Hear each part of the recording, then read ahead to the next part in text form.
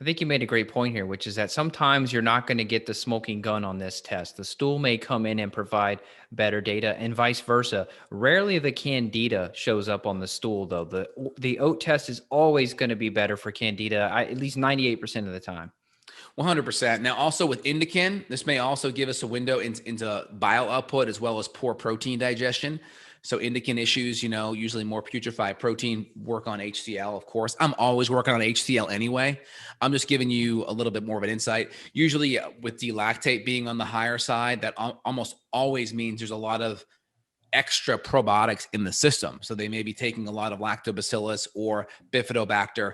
And usually these patients may get more bloated to those kinds of probiotics. And usually that's common with SIBO. So if we see a lot of D-lactate, that can mean they're already taking a lot of probiotics, and that may be a problem. And we may want to switch to a spore-based probiotic, or even just no probiotics, and maybe even a low FODMAP diet out of the gates. Those are different things just clinically I noticed over the years. And again, when we look at this, we're taking into account the patient's adrenal tests, what's happening with their thyroid, what's happening with their gut functioning, what's happening with their lifestyle. Hey, have they had mercury fillings removed? Has there been any mold exposure? What's their diet like? What's their digestion like? Are they pooping every day? We're looking at the whole picture. So some people may look at this test totally in isolation, not good. You really want to connect it to everything else that's going on. Yeah. Anything else you want to highlight there, Evan? If you haven't had your organic acids test, reach out. Let's get it done. Let's see what's going on. This is an amazing test. If I only had like a desert island situation, I only had one test to run, I'd honestly probably pick this one. Wouldn't you, or what would you pick?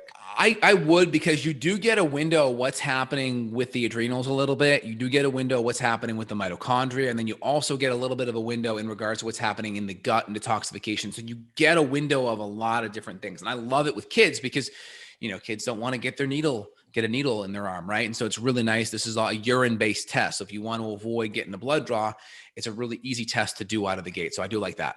Awesome. And it's at home too, right? So if you got people that are Yes, all at elderly or home. just, paranoid to go out, for example, into public and go into a lab, hey, you do it at home, you get it back. I mean, how convenient does it get?